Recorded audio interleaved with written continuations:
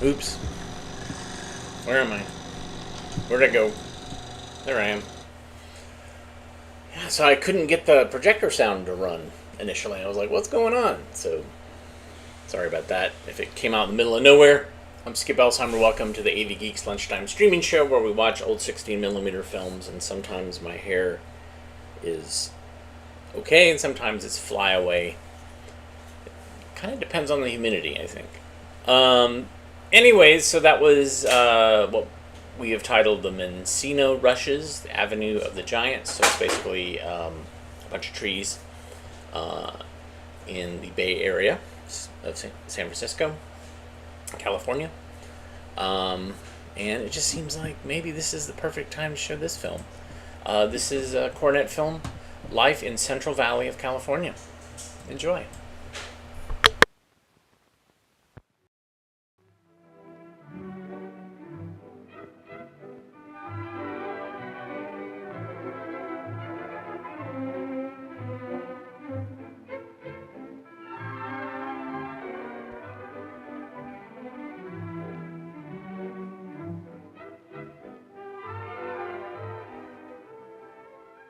The Great Valley of Central California lies almost in the center of the state. It is more than 400 miles long and 60 miles wide. And except for the narrow opening at San Francisco Bay, it is surrounded by ranges of high mountains. A long time ago, this whole area was a great gulf, an arm of the Pacific Ocean. Many swift streams flowed into it from the surrounding mountains. Rushing mountain streams like this carried millions of tons of earth down into the Gulf. Now, what happened after that went on for thousands of years? Decayed rock materials from the mountains were dumped into the Gulf and spread out by the rivers and streams. Gradually, the Gulf filled up with these earth materials. Now, all that is left of the old Gulf is San Francisco Bay. After countless thousands of years, the great Central Valley was formed, a valley filled with deep, fertile soils and drained by two river systems. The Sacramento, fed by many tributaries, flows from the northern end of the Great Valley to the Delta land east of San Francisco. And the San Joaquin drains the southern end of the Great Valley, flowing northward to the Delta and the Bay. Now we see that the valley is high at the north and south ends and slopes to nearly sea level where the two rivers meet. In the days of the early settlers, cattle were raised in the northern part of the Great Valley. In the long, hot summers, they could be driven up into the green meadows of the nearby mountains. But some areas in the Sacramento Valley were so dry that only sheep could be grazed profitably.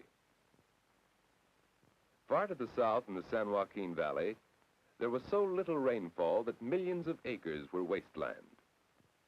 Only a handful of settlers tried to make this forbidding land support them.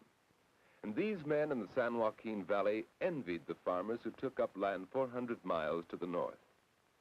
Because most of the northern part of the Great Valley had enough water for wheat, corn, and vegetables, the farms of this part of the valley were prosperous.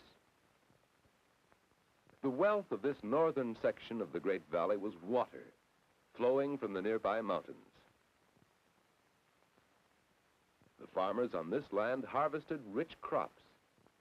Dairy farming prospered with green pastures and pure water.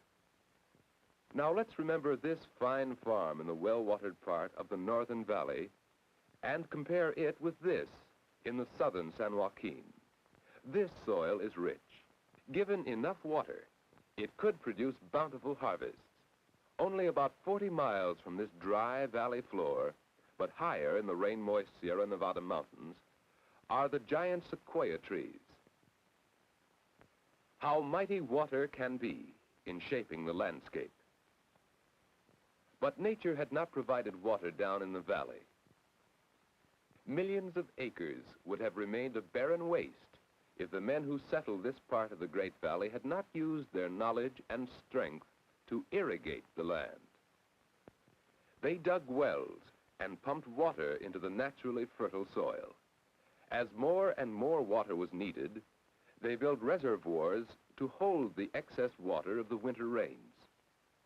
The frost-free growing season is more than 240 days a year, and with irrigation, many farms produce several crops each year. Today, the valley is benefiting from the creation of a giant irrigation project. Many huge reservoirs and a great network of canals and pumping stations provide water for millions of acres in the Great Valley. When man used his wisdom and energy to bring water to this land, he worked wonders. The irrigated soil yields heavy crops of long staple Egyptian cotton. The original cotton seeds were imported from the muddy delta of the Nile River. The climate and soil of the entire Central Valley are excellent for grapes, and its vineyards rival those of France and Italy. Many varieties of grape are used to make the wines for which the valley is famous. And here's another famous crop of the valley, raisins. The ripe grapes are placed on paper trays right in the vineyard, where the hot sun dries them and turns the juice into sugar. When they are dry on top, they are turned to dry the grapes evenly and prevent mildew. The city of Fresno is known as the raisin center of the world. Men use the hot sun of the long, rainless summer to dry grapes into raisins, plums into prunes, as well as figs, pears, and apricots. Dried fruit is a major product of the Great Valley, and conditions for drying it are at their best near Fresno. Finally, the trays of nearly dried fruit are stacked so that nature will finish the process slowly in the shade. Some ranchers operate their own roadside stands, selling produce to customers who come along the highways. But most of the crops go to nearby Fresno, where they are prepared for market. That's a load of fresh-picked grapes, bound for market. We've learned how man's use of irrigation developed the arid southern part of the Great Valley, and how the city of Fresno serves as a trading center for the region. 200 miles north, on the delta of the San Joaquin, is Stockton. The natural fertility of the delta land has been increased by another system of canals and pumping stations, distributing water to 400,000 acres of rich farmland. The irrigated land produces valuable harvests of beans, carrots, celery, tomatoes. In fact, a great many different kinds of crops are grown here on the rich delta soil. And Stockton has become the key city in the Central Valley for marketing and distributing fresh vegetables and fruits. Farther north, near the state capital, Sacramento, we'll see how the farmers have made use of the lowlands bordering the Sacramento River. This broad river provides ample water for rice growers. Here we can see how rice is grown in China or Egypt, but this fertile rice field is in California. Huge fields are flooded, diked into large squares, quite unlike the small paddies of China or Egypt. The water supply of the northern Sacramento Valley has been increased by huge reservoirs like the one behind Shasta Dam. Water is distributed to thousands of acres that were once useful only for wheat or barley, but are now capable of producing more profitable crops, such as fruits. Irrigation and modern farm machinery increase the yield of the land and provide employment for millions of people. The city of Sacramento, chief trading center for the Northern Valley, lies at the head of navigation on the Sacramento River. Oil tankers and barges deliver fuel oil for Sacramento's mills and factories. For this city has become a busy manufacturing center, producing tools and machines needed by the farmers of the valley. To ship these products and to bring in raw materials, Sacramento is served by one of the largest railroad yards in the nation at Roseville nearby. Stockton, serving the rich delta land farther south, markets and ships vast quantities of valley produce. But by far the greater tonnage of vegetables and fruits goes to the canneries, where it is processed and packed for safe delivery to all parts of the world. Stockton is famous as the canning center of the valley. Fruits and vegetables are often completely processed, canned, labeled, and crated, ready to ship within a few hours after they have been picked in the fields. Stockton, like Sacramento, is located on a navigable river. Here on the San Joaquin, the farmers' and packers' goods may be loaded into ships for Asia or Australia, or into trucks or freight cars which distribute the harvest of the Central Valley to every state in the Union. Today, the Central Valley of California is a rich source of food and wealth for the whole nation. 3 rapidly growing cities, Sacramento in the north, Stockton on the Great Delta, and Fresno in the south, serve the regions around them. We have seen how the farmers have used irrigation to turn useless land into rich farms, and we have seen how the land and the climate help to shape the lives and occupations of the people who live in this Central Valley.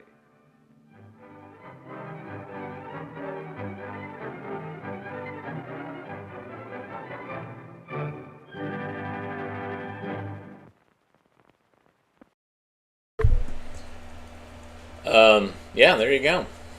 The Central Valley. Some of you, it seems like you live near there. I have certainly driven through there en route from one place to another in California.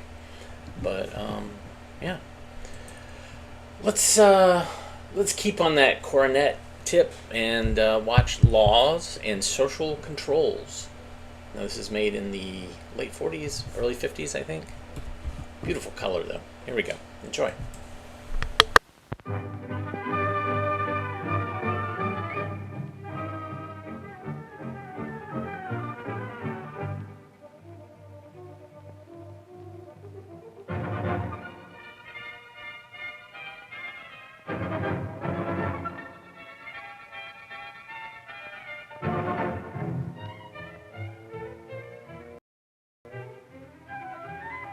The policeman on the corner is a good symbol for law.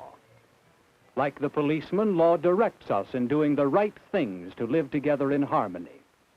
And law forbids us from doing the wrong things that tend to destroy that social harmony. But law is more than the policeman on the corner, more than the courthouse where our laws are enforced, more than the jail where lawbreakers are punished. Law is one of 3 forms of social control which regulate our daily lives. Custom, what we usually do. Moral code, what we should do. And law, what we must do. Now, just how do these social controls affect us? Well, in the teen canteen in our town, we'll find part of the answer to that question.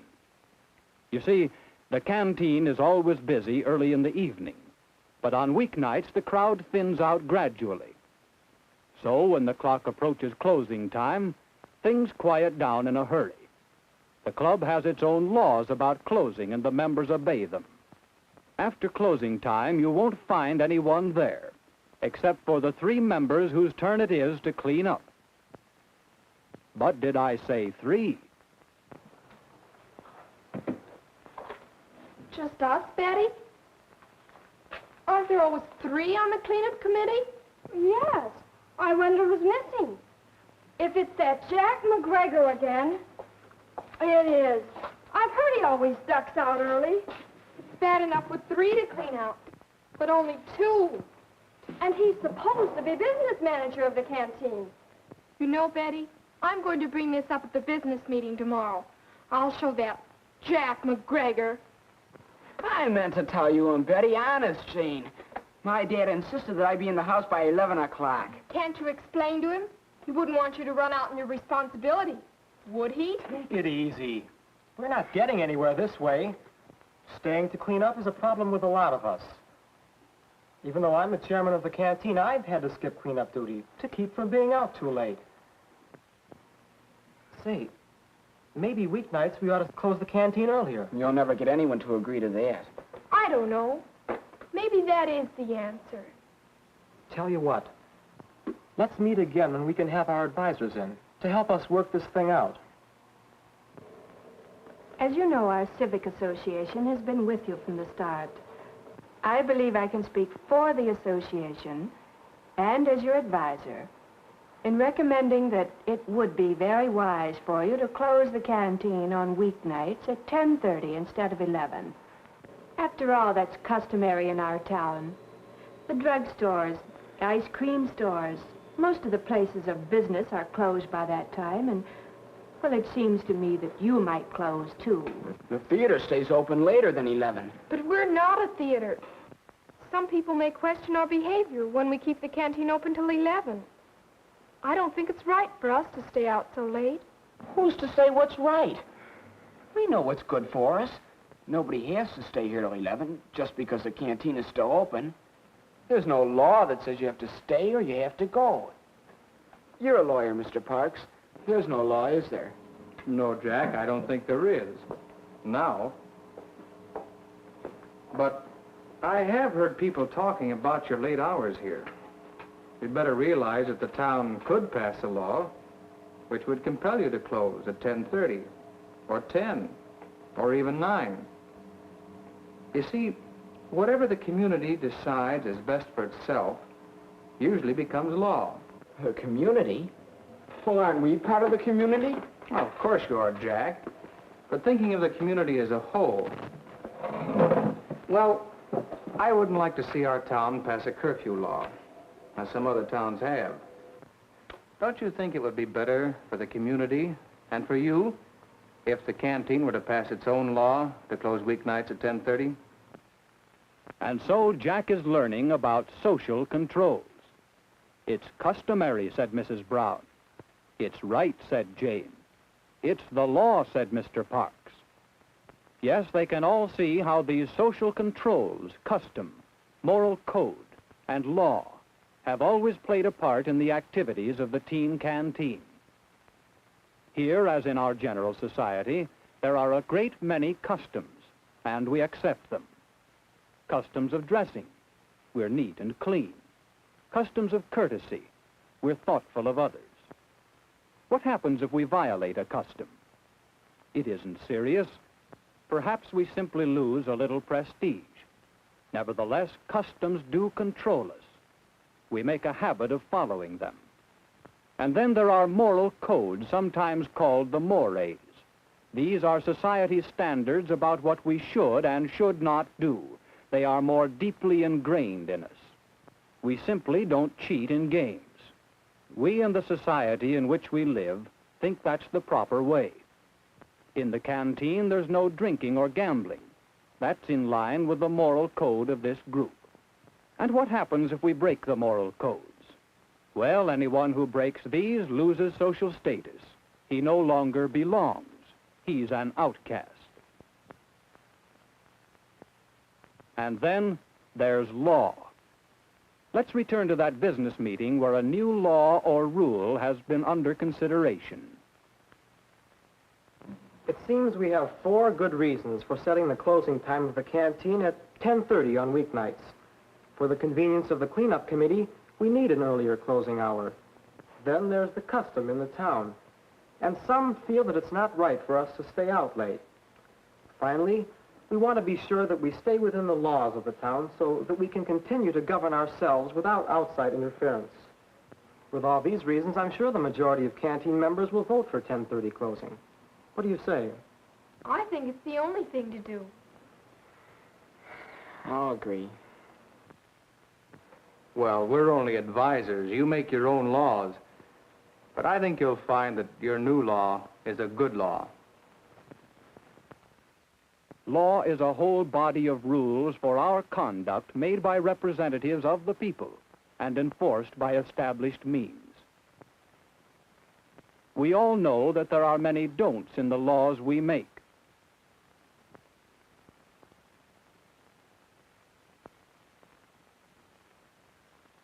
Law prohibits what the majority decide is wrong. Law directs what is agreed to be right.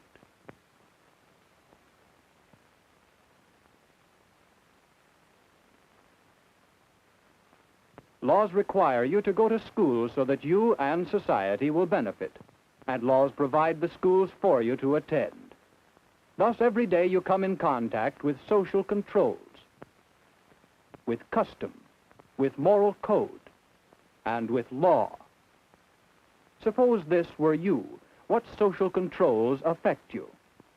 Well, in your family, and your school, and your church. In your whole community, there are customs and moral codes which guide your actions. Many of these customs and mores are enacted into formal laws. The town or city in which you live has laws which control you. There are state laws passed and enforced by state governments, and the federal government in your name makes laws which affect you. And we are hopefully working toward a still higher level of law, the law of nations united for world peace.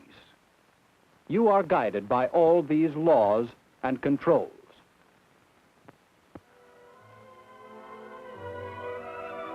The new law for closing at 10:30 was agreed upon by a majority of the members of the teen canteen. It's a good law because it agrees with the customs, the moral codes, and the laws of this group and of this community. In a democracy, such laws and social controls belong to the people who live under them.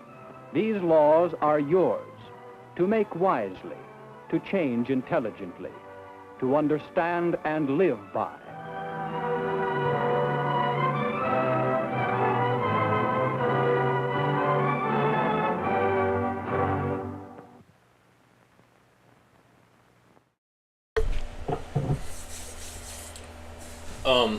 Two legs good, four legs bad. Let's see. Actually, that came up because a friend of mine's father wants to show Animal Farm to my friend's kids, and was asking me if I thought it was appropriate, and I was like, I said, show the animated version, not the live action version, because it was the animated version was made in the 50s. Live action is more contemporary and more intense. All right, so behind me. Oh no, actually, I wanted to do this. Where is it? Okay. So I promised to show you kind of what. Why is this running? All right. I promised to show you. This is my intern Miles, who has helped us move. There's a bunch of the films that we moved last week. I think we moved almost all of these films last week. These are all of the larges. This is the 1,000, 1,200, 1,600 feet reels. This is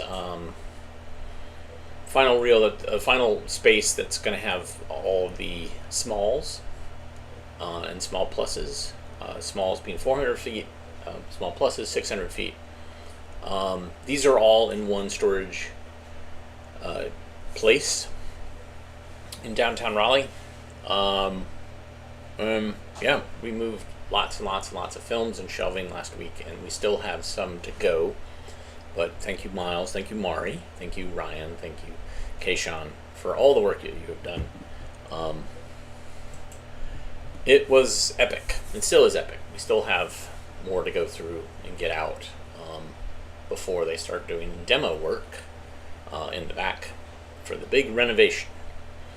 It's all to make that space healthy for films, healthy for people, etc. All right. I was mentioning that I have a film on the scanner. This is one I haven't seen, and I had to look it up. This is kind of fascinating. So this is Alone in the Midst of the Land. Apocalypse, anyone?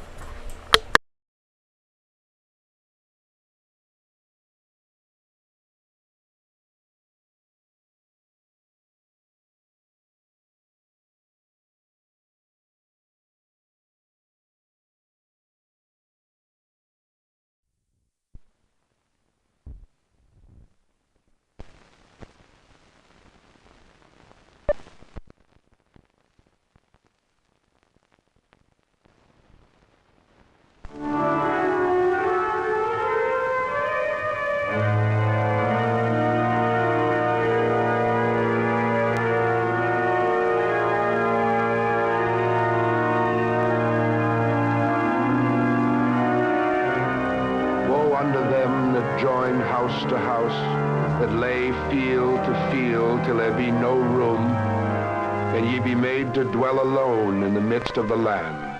Isaiah, 5th chapter, the 8th verse.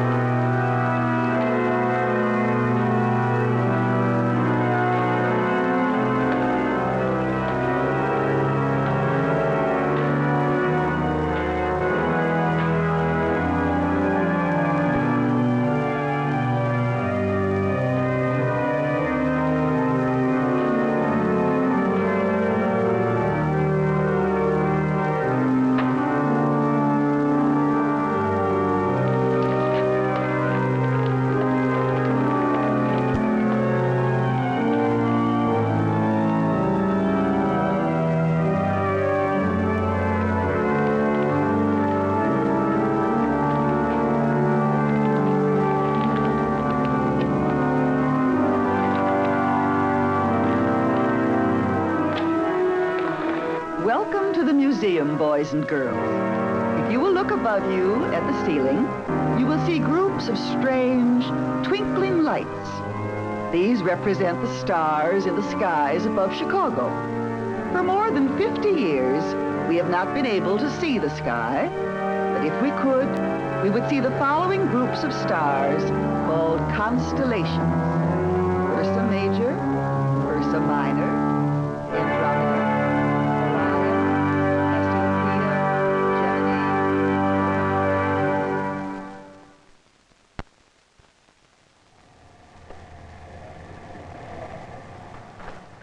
The planet Earth is nearly dead. Its most intelligent animal species, the Homo sapiens, commonly called man, approaches extinction. For some time, this species has been unable to reproduce. Those few still living wear padded suits and masks, and near the end. Man did not die from germ warfare, nor in nuclear holocaust. He died because he killed his planet. For some reason, the Homo sapiens thought his breed stood apart from nature, never fully accepting that mankind was but one animal species among many. Man destroyed his environment with willful abandon, and the environment, in turn, destroyed man. This is a progress report about the balance of nature in the year 1970 and what we can expect in years to come. Sometime in the future, man will attempt long trips through space. Inside the rocket ships, everything will be limited.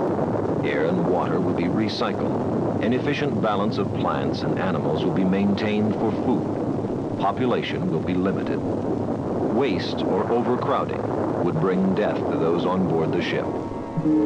Earth itself is a spaceship moving through the heavens and around the sun. It has a delicately balanced environment providing living space, air, water, and food. We are all aboard the spaceship Earth on its maiden voyage through the universe, and something is going wrong.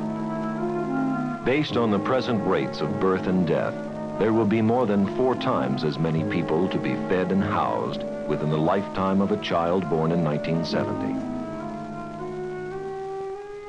At least 3.5 million people will starve to death in 1970.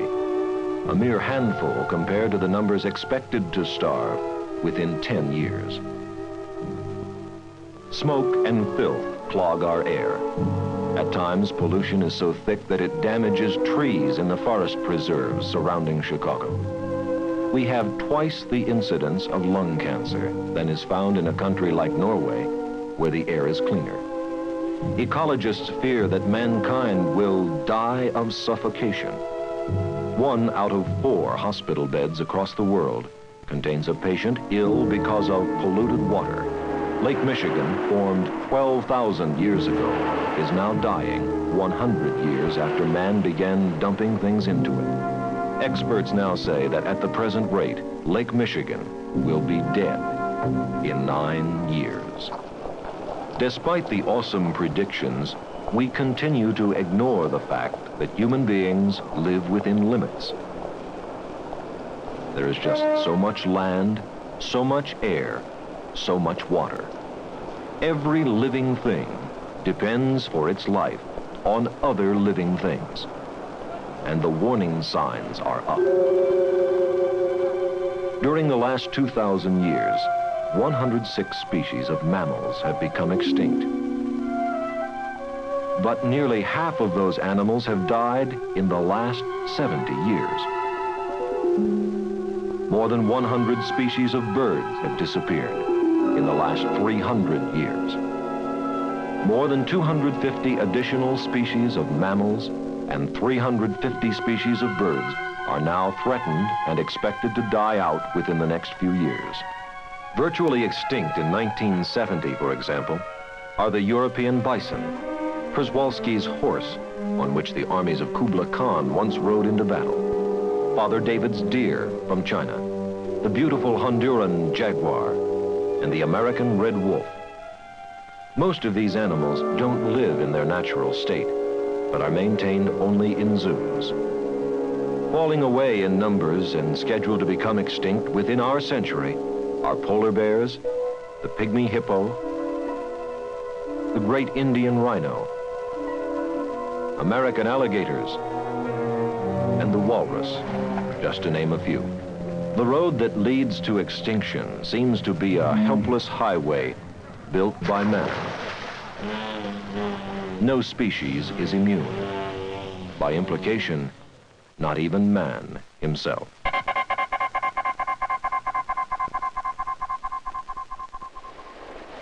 Once in a while, a great ecological disaster creates public indignation. Last year, for example, countless thousands of birds were killed in California by oil leaking from an undersea well.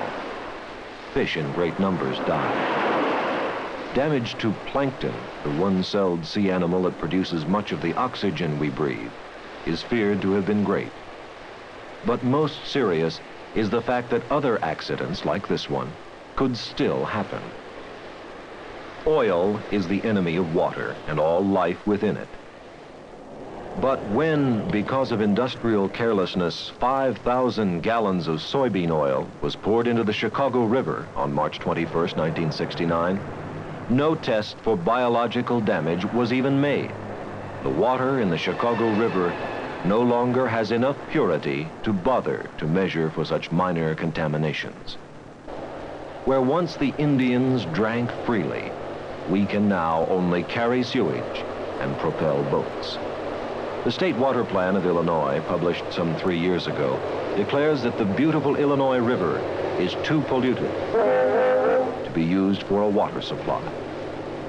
The same plan states that swimming or even water skiing in any of the streams or rivers in Illinois is not recommended. Despite known danger to man and his healthful environment, 3 steel companies and 3 oil refineries expel more than 7 billion gallons of waste into the Calumet River daily. water that contains oil, nitrogen, and cyanide. The Calumet flows into Lake Michigan, which is, of course, the source of drinking water for Chicago and many other communities. With totally contaminated Lake Erie as a grim reminder, a portion of our own Calumet Harbor is now said to be vying for the dubious distinction of being the most polluted body of water in the world. Some beaches on Lake Michigan have been closed to swimmers for years. Many others close for periods each summer with increasing frequency. Even without considering the pollutants, man has changed the entire ecology of Lake Michigan in the last 40 years. It once abounded with lake trout, chub, perch, and whitefish, providing an annual commercial catch of 26.5 million pounds. But the fishing industry was virtually destroyed by a parasite, the sea lamprey eel. The lamprey entered the lake through the Welland Canal, adapted to fresh water, and attacked the trout. In 1942, 1 million pounds of trout were caught in the Chicago-Waukegan fishing ground. 8 years later, the same area produced only 6 trout, and 5 of them bore scars from the lamprey eel. The Welland Canal, and later the St. Lawrence Seaway, introduced another sea creature to lake waters, the alewife, a worthless trash fish. It now accounts for approximately 90% of the fish weight in Lake Michigan. Eventually, conservationists found ways of coping with the lamprey eel. But the alewife is still a pest, especially during the midsummer die-offs that foul the beaches. In hope of destroying the alewife, and at the same time providing recreational fishing for sportsmen, the state of Michigan introduced the coho salmon to the lake. The coho is a large game fish, a magnificent predator, and it has provided a good deal of excitement thus far. But whether or not it can help solve the ecological problems of Lake Michigan may well become a moot point. Half of the salmon planted in the lake die of DDT poisoning before they reach maturity. And 25,000 pounds of coho purchased commercially for sale to the public were impounded by the federal government last year because the fish contained dangerously high concentrations of DDT in their systems. DDT gets into the waters in runoff from areas where the fruit crops or fields have been sprayed. These attempts at pest control can unbalance the delicate ecological system of the earth. For example, in the spring of 1956, the people in the suburban community of Elmhurst, Illinois, proud of their 100-year-old trees, became concerned about the Dutch elm disease.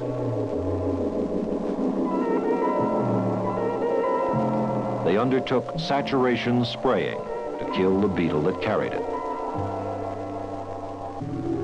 What they did not realize was that the DDT sprayed on the trees would be eaten by the earthworms when the leaves fell to the ground in the fall. The following spring, the robins returned to Elmhurst. But by mid-May, there were dead birds in nearly every yard, and a carrion smell was in the air. Robins, sparrows, starlings, grackles, kinglets, all dead from eating the poisoned worms. What's more, DDT continues to have some effect on the soil on which it lands for some 18 years. Scientists were shocked to learn recently that DDT was found in the tissues of penguins in the Antarctic, many thousands of miles away from any area where the pesticide was sprayed. The DDT had apparently been carried to the polar region on the wind and by migrating fish and birds. Dr. Joseph Hickey, chairman of the Department of Wildlife Ecology at the University of Wisconsin, said the pesticide may lead to the end of the species penguin, as it is apparently doing with other bird species closer to home.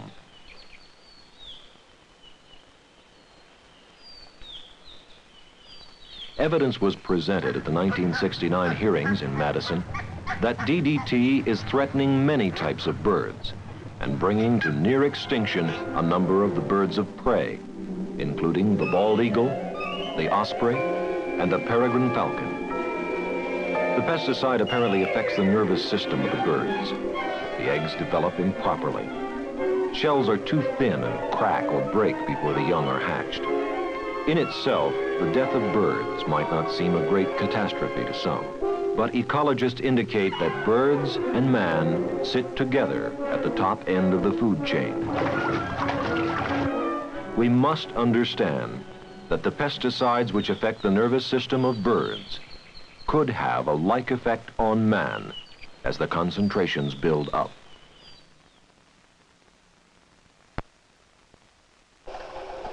There are predictions that man may bring death to his own planet, Earth. If that happens, it will be caused by ignorance, pillage, and wanton destruction of the circumstances that gave birth to human life. For as we poison the water, our industrial life violates the air, spewing 140 million tons of pollutants skyward every year. Every jet that takes off leaves 88 pounds of residue behind as a souvenir. In a city like Chicago, that amounts to some 66 tons a day. During the last industrial century, more than 400 billion tons of carbon alone were artificially introduced into the atmosphere, leading to what some scientists are calling the greenhouse theory. According to this theory, the carbon monoxide and carbon dioxide thrown into the air form a dome in the atmosphere, warming the climate artificially. Therefore, at the present rate, the mean annual temperatures all over the world would increase by more than 5 degrees over the next 50 years. This would speed the melting of the polar ice caps, raise the level of the oceans, and put much needed land underwater. Closer to home, we have already noticed weather changes, probably caused by air pollution. Average snowfall at the south end of Lake Michigan has increased from 54 inches in the 1920s to 78 inches in the 1940s to 85 inches by the late 1950s. This increase follows a curve that is very similar to the growth of production in the Chicago industrial area. But changing weather isn't the only problem lurking in the air.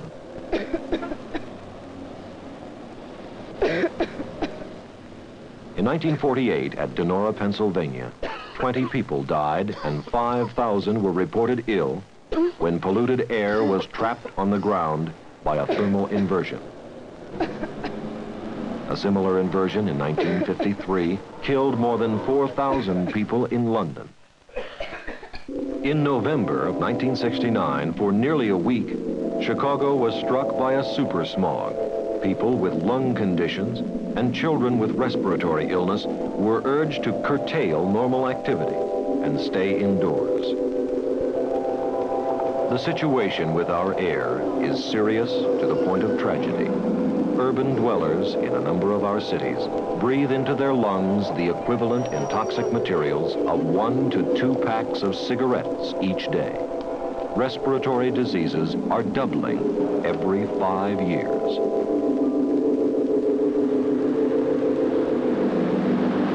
At the same time that we poison the air, we limit this planet's ability to create oxygen. In America alone, we pave over more than 1 million acres of oxygen-producing vegetation each year. In addition, we're using much of the land to build new homes for the growing population. In Los Angeles, when they ran out of flat space for homes, they built on the slopes. The result? For some time now, the hillsides surrounding the city have been giving way. Because the animal and vegetable life has been so badly disturbed, the earth will not hold water and washes away. Great amounts of land are being taken permanently out of production at a time when there are fears that we will run out of food. For some years now, the world has been consuming more food than it produces. To maintain the supply of food at its present level will require a doubling of all food production by the year 2000. More than 1 billion people now crowd our cities, 1/3 the population of the earth. By the time the century ends, there will be another 3 billion people. and most of them will join us in the urban communities. Observation and experiments with animals indicate that crowding, all by itself, is a pollutant of life. Groups of mice studied at Chicago's Brookfield Zoo, for example, get along well together until their space becomes limited by increase in their numbers, at which point they begin to show signs of acute stress. With these mice, overcrowding created a disordered and unstable structure in which social customs broke down, the population collapsed, and eventually died off. Adding it all up, one would get the idea that if nothing is done to reverse the trend, man will become a hungry, thirsty, breathless psychopath. A plaque at the Academy of Sciences in Chicago reads, "This is the good green planet Earth, on which you and I are but passengers in an endless journey through space.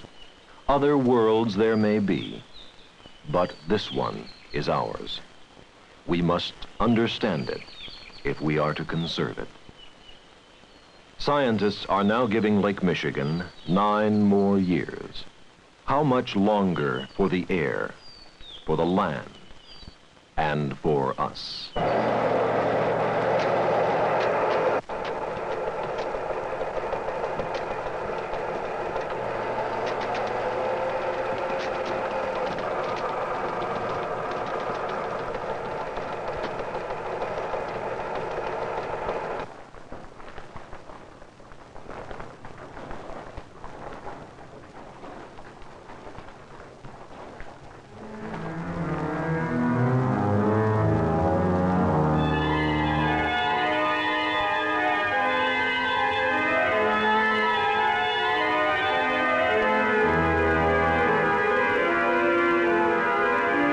The vast loneliness of the moon makes you realize what you have back there. The Earth from here is a grand oasis. Astronaut James A. Lovell, December 24th, 1968.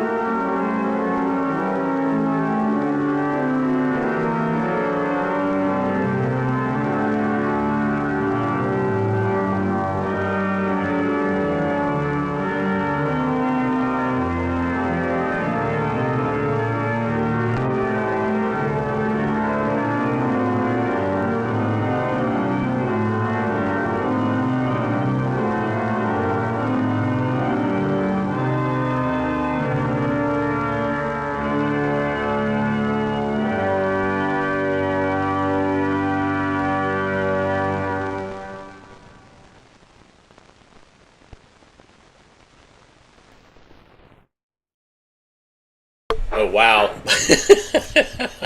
I knew it started off to be a downer, but when they started playing the organ music, the pipe organ music, and he's walking around, and there's no other people around, I did not get to the point where he's watching a film a la a Mega Man, but he's watching a 16 millimeter film. I love it. Made me very excited. And I should say that 2 years ago, I swam in Lake Michigan in Chicago on one of the beaches. They cleaned it up. Now, I don't know what the state is as far as the fish, but there were efforts made to clean up Lake Michigan and other waterways. Now, did they get back to pre-industrial times? No, definitely not. But this is a downer, but it was meant to be a rallying cry to do something. I would say that we're in a downer situation again, and there's a rallying cry to do something. So do something. Make a positive change. Yeah. We can survive. We are losing things, but we can survive. And if we don't, well, that's fine. Let the cockroaches run things. All right, thanks everybody for watching today. I might just call it now because we started a little early. I could find another film, but we'll just let this one settle in our brains because what I have lined up they're too long, and I don't feel like running over today. But thanks for watching today. Yesterday, I had you watch a 30-minute film about automated machining, and today we watched a doom and gloom movie about the environment that showed on television. I don't know where it showed on television, but it's still pretty great. And the soundtrack. So like beyond the pipe organ music, there was I was like, wow, that kind of ominous song. What is that? I know that. And it's from Sudden Birth, the film that was made to train police officers on how to deliver a baby in the back of the car. And it was creepy in that movie because you get to see a live birth. And it was also creepy in this film. It just added to the general creepiness of this. But, yeah. Everybody have a great rest of your day. We will be back tomorrow. And we'll be getting ready for, if you're in the North Carolina Triangle area, we will be doing a celebration of a group called Wiffle Fist, which was a collective of people that did sound projects, audiovisual projects. It's where AV Geeks came from, basically. It was the how it all kind of got started was amongst all of that. And we'll be doing something at Lump Gallery Friday, Saturday, and Sunday. And we'll be doing performances of some of the bands, including a band that I was in, or two bands I was in, on Saturday night. I'll have more details as we go ahead. But I've been looking at a bunch of video and a bunch of flyers, and I'm like, wow, AV Geeks was doing a lot of stuff in the early 90s, like 92 on. So, pretty interesting. So, yeah, like I said, I'll have more information about that. Okay, I've talked enough, and it's weird. It seems like the clock is not really working right. I'm not sure what's going on. No, it keeps going back and forth. What time is it? Oh, no, that's right. Okay. Anyways, everybody have a great rest of your day. If you like what you saw, hit the thumbs up, hit the like button, subscribe. I'll try not to show you a depressing film about the environment tomorrow from 1970, but who knows. You can also support us by using the Super Thanks button, using the ko-fi.com/avgeeks link, which is right there. Buy some coffee. Or you can continue to support us via Patreon, patreon.com/avgeeks. And all that money goes to, right now, paying off storage units and shelving units, etc. So we very much appreciate your help with that. At the very least, just showing up, watching is what we like, in spite of what horrifyingly depressing things we show you. Everybody have a great rest of your day, and we'll see you tomorrow.